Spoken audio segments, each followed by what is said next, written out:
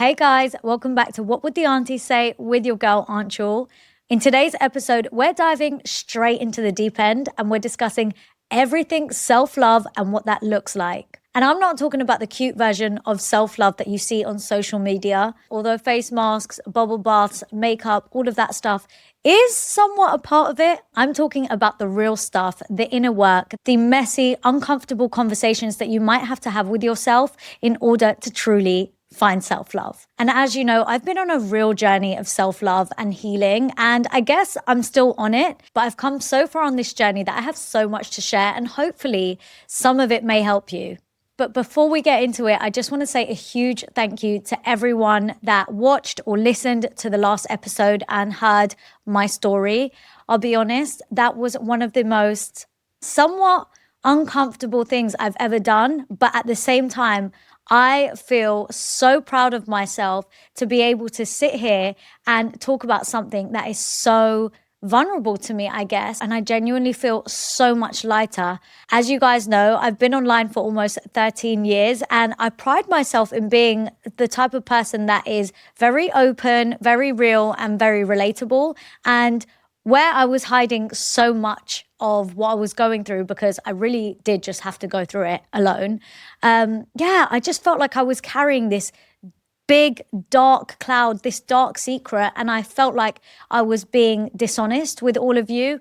And now I just feel so much lighter. And as I said at the end of the last episode, through that really, really difficult time and experiences, I've actually come out the other side so much stronger and with so much more depth, I would say. So I have so much more to offer. And again, a huge thank you to everyone that sent me a message or left a comment and just had some level of understanding.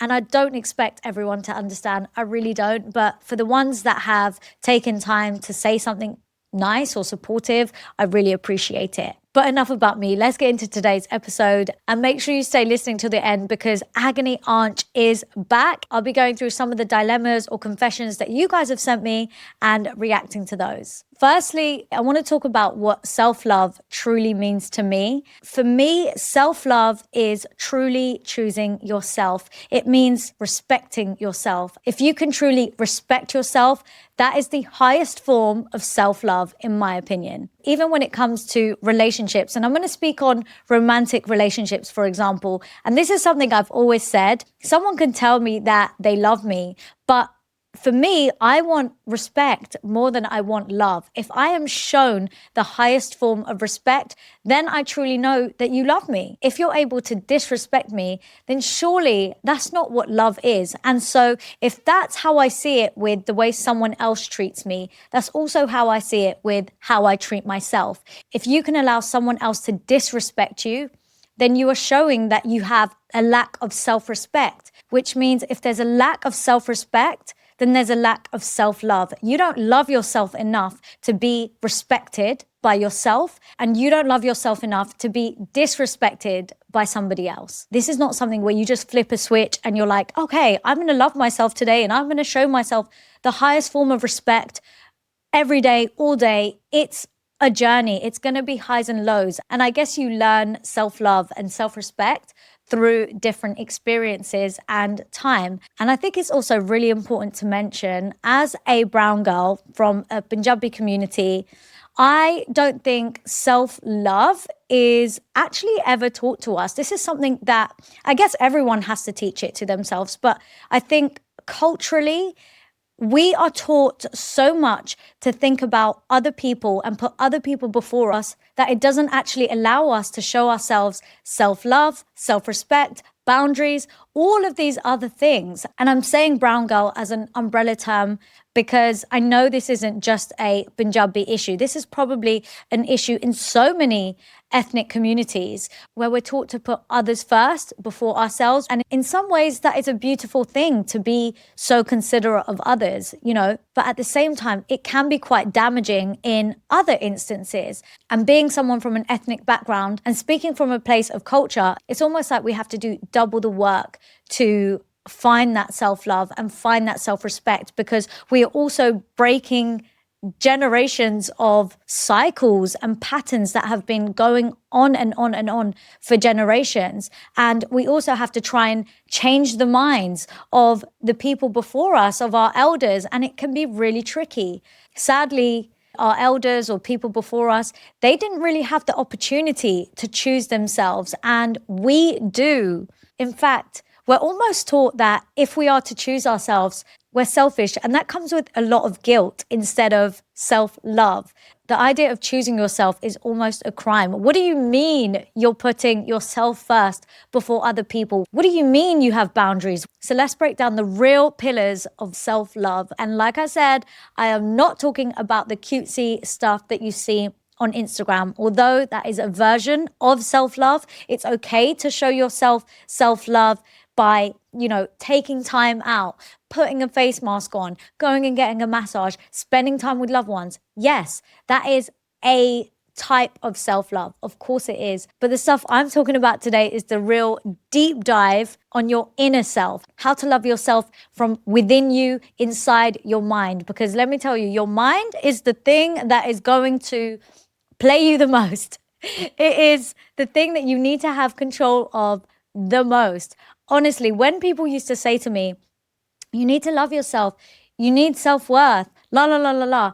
I kind of, all these terms are thrown about on the internet so much. You hear self-love all the time, self-worth, knowing your value, blah, blah, blah. But until you actually do the work, the inner work, and fully understand yourself and show yourself self-respect, then you're not actually going to get it. And all these words are going to be just words or airy-fairy things or all the cutesy stuff that you see online. That is all it will ever be. But if you do the work, it will change your life. So the first pillar of self-love that I would say is having boundaries. I know for some that this is really hard, especially when you come from an ethnic background, because it can come across as though you're being rude or you feel really guilty for actually just choosing yourself. So when you're trying to set up these boundaries with people that you care about also, it can be really tricky and challenging. I think having strong boundaries is actually one of the highest forms of self-respect because it shows other people what you are willing to accept and what you are not. And it shows them how you expect to be treated. Let me give you some examples of having boundaries. What does having a boundary even sound like? How do you even put a boundary in place? I'm going to use me as an example here. So at the moment, whenever I'm sort of in family settings or situations, or sometimes it can just be my dad, in all honesty with you, the conversation can be about marriage, can be about meeting someone, can be about, time's running out, la, la, la. And to me, that feels like a lot of pressure. And that is not necessarily a conversation I always want to have. So the way I put a boundary in place is by saying, it will happen when it's supposed to happen, but I don't really want to talk about this right now. You're not being rude, you're not offending anyone, but you're letting them know that this does not need to be discussed with them at that time. It's something personal to you. It's something that you don't want to talk about with everyone. Other boundaries, and I'm going to give some relationship examples here because I think in romantic relationships, sometimes this is where the lines can get blurred and it can be really difficult to actually put these boundaries in place. So a boundary could be that you might not want to speak on the phone to someone late at night when you're first getting to know them. So you could say, I'd really love to speak with you and get to know you, but I don't take calls after 10 p.m. Now, if this guy is only someone that wants to call you late at night and have pillow talk and not contact you in respectable hours, then he's not the one. I really think having boundaries, especially when dating and getting to know someone, it allows you to sift out the bad people because you can see people that are willing to respect your boundaries are people that deserve to have your time. Boundaries don't mean that you're saying, no, I'm not doing this and no, I'm not doing that. And I think that's sometimes how people maybe receive it or even put their boundaries across. But I think if they're put across in a way that is kind and respectful and packaged well, then there is no reason for someone to not understand your boundaries. I'm also going to give you an example of setting boundaries with family. And with family, I think it can be the most tricky because Family really think that they can do and say what they want just because they have the title of family. And sadly, that's not how it works, not in today's day and age. But this is what boundaries with family can look like. It means maybe not attending certain family events. Maybe it means turning up for a certain number of hours or a certain time and saying, okay, I'm going to go and show face because that's a nice thing to do. I do want to see certain family members. And then I'm going to leave because I might feel uncomfortable. I might feel triggered. I don't want to have certain conversations. But having a boundary in place allows you to make these choices for you. And just remember, every time you say yes, when you want to say no, you are abandoning yourself that little bit more. Okay, moving on, because I could honestly do a whole episode on boundaries in itself. But my next pillar is self-respect. And I touched on self-respect before because to me, this is the highest form of self-love. Again, this is another thing that takes time to build, and it's a way of really nurturing yourself. And it can often mean walking away from things that you want, but you know aren't good for you. And I'm sure we've all had that moment, whether it's in a romantic sense or friendships or with family, where we look back and we think, damn, I accepted that. I allowed that. But self-respect is not replying to the 2 a.m. message. Self-respect is not chasing someone who can't meet you halfway. And self-respect is not shrinking yourself because someone else is intimidated. That is a them problem. Genuinely, I've had to learn all of this the hard way over the last few years. I have definitely had my sparkle dimmed in order to make someone else feel more comfortable. And now when I look back, I just think, what was I doing? Why did I ever do that? And now I know that I would never, ever do that again. Moving on, I would say the third pillar of self-love is actually a form of self-care, but that's beyond the pretty aesthetic stuff. It's admitting you need help. And more than anything, it's breaking your own patterns, even when it's uncomfortable. And I can't stress this one enough.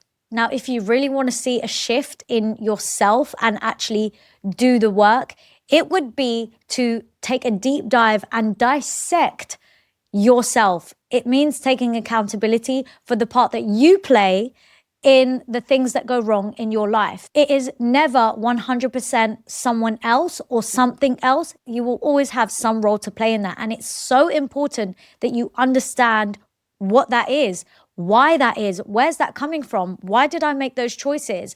And you don't need to beat yourself up about these things, but it's just about recognizing why you do something. In what situations do you act like that? It's just about recognizing your own patterns in order to be able to make a change and make a shift. And let me tell you, girl, I'm speaking from experience. I have literally had to break down why I am attracted to a certain type of person and take a good look at myself and be like, no, this is not what I want. This is not what I want for myself. And honestly, when you do this type of work, it just allows you to know yourself on the deepest level, which again, I think if you know yourself at the deepest level, I feel like that is a form of self-respect because you have given yourself the time to get to know you more than anything. And I think, why would you not? Why would you not take a deep look inside yourself and see, where could I do things better? Where am I going wrong in certain situations? And how can I change that? To ask yourself those questions is the highest form of self-love because you are giving yourself the time to get to know yourself. Like, how beautiful is that? And then the last one, which for me is a little bit emotional. This one makes me a little bit uncomfortable. But it's about reparenting yourself and meeting your inner child. Now, a lot of the time, things that surface for us as adults are because of our childhood. These are things that we may have experienced when we were younger, and they might just be sitting there somewhere in our subconscious, and we react to certain situations the way maybe our inner child would.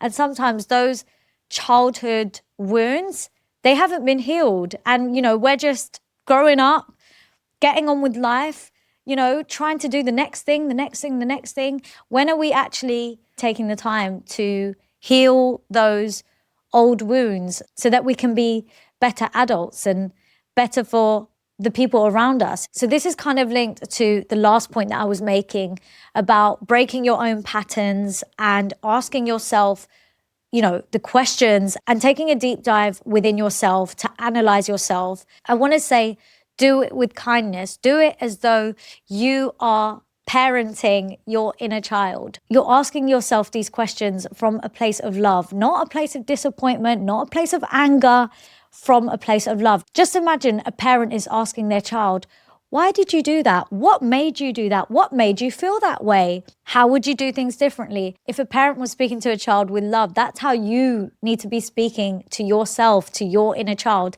to understand yourself and get to know yourself. It's really important, like I said, that you speak to yourself with love and kindness when you're trying to break patterns and cycles and figure out yourself. Because now I can be the adult that protects me.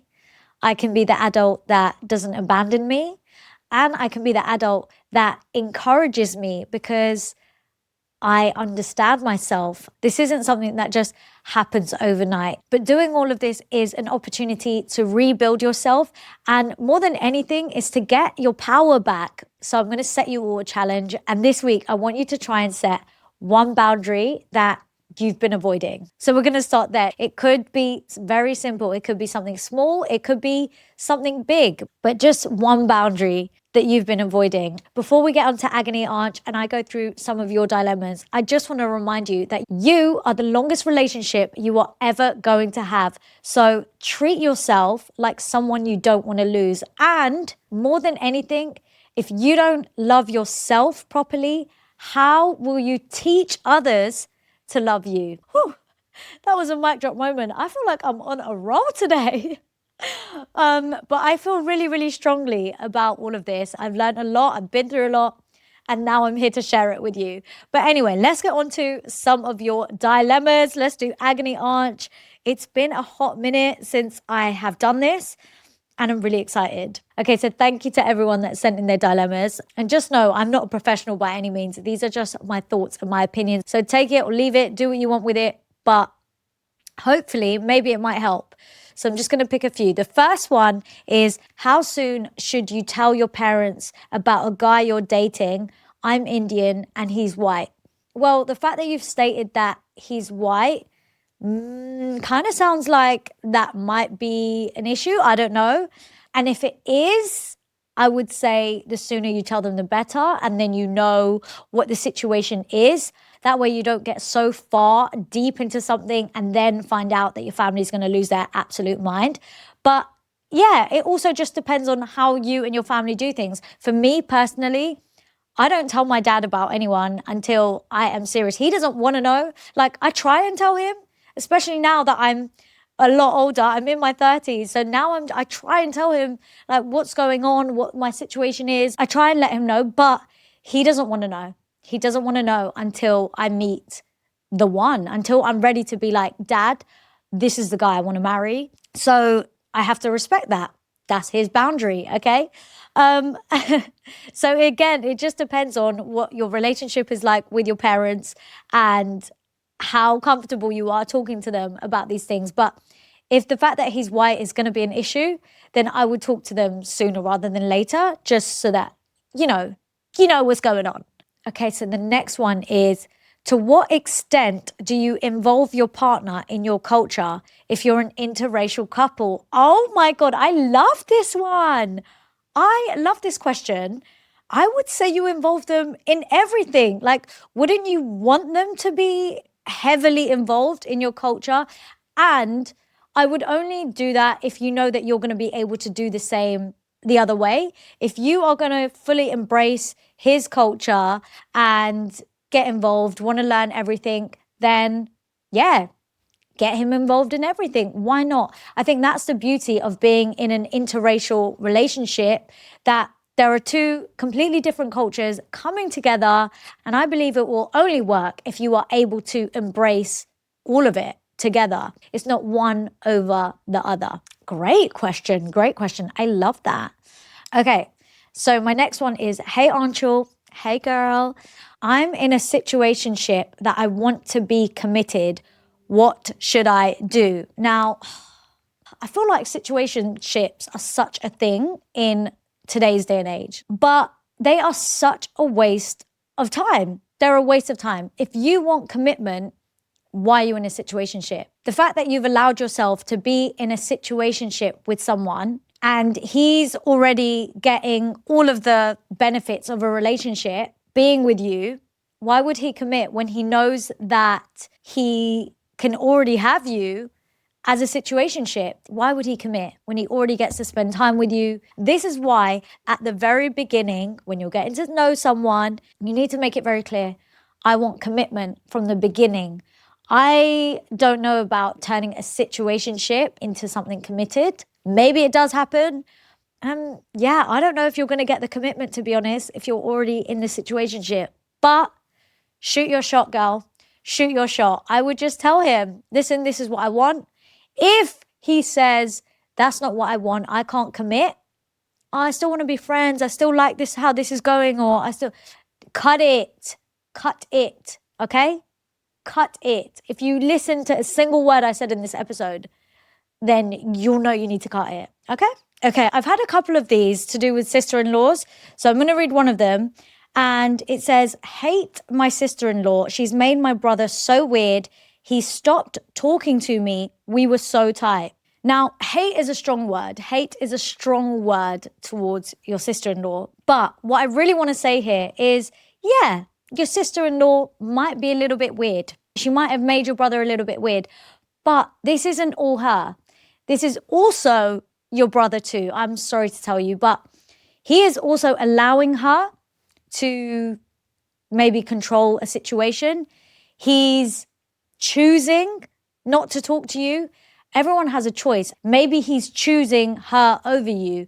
Do I agree with that? No, I don't. I don't think that's the correct way of handling things.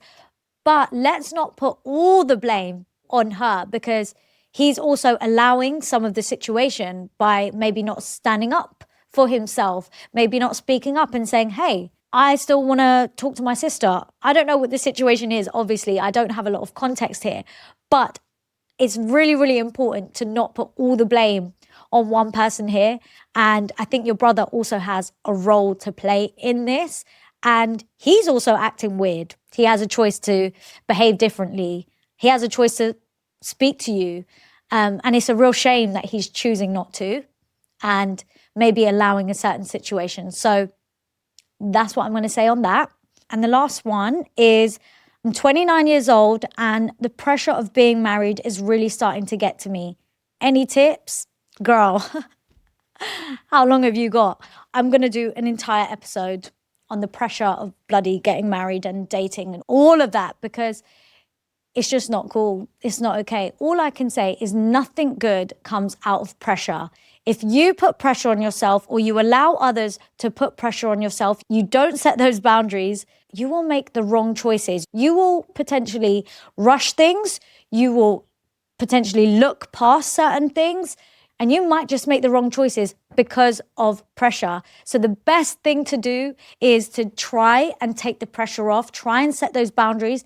Try and just remind yourself that I am young and everything is going to happen as it's supposed to happen in its own timing. I'm not in control of this situation. I can't force a relationship to happen with someone. So I'm just going to let things happen naturally. And the more you accept that, the less pressure you will feel. And that way, when you do meet people, you're able to take the time to actually get to know who they are rather than rushing it because of the pressure and then finding out later down the line that they're not great. So that's all I'm going to say on that one for now. But like I said, I will do a whole episode on this because I'm living through it with you. So I totally understand. I get it. I really, really do. And on that note, I'm going to end this episode here. I really hope that you've been able to take away something valuable from this episode. Don't forget to do your homework of setting that one boundary that you've been avoiding. And if you're watching on YouTube, please give this video a like and hit the subscribe button. And if you're listening on any other platform, make sure you rate and review the podcast because it helps a girl out and I would really, really appreciate it. But for now, I will love you and leave you with that, and I will catch you all in my next episode.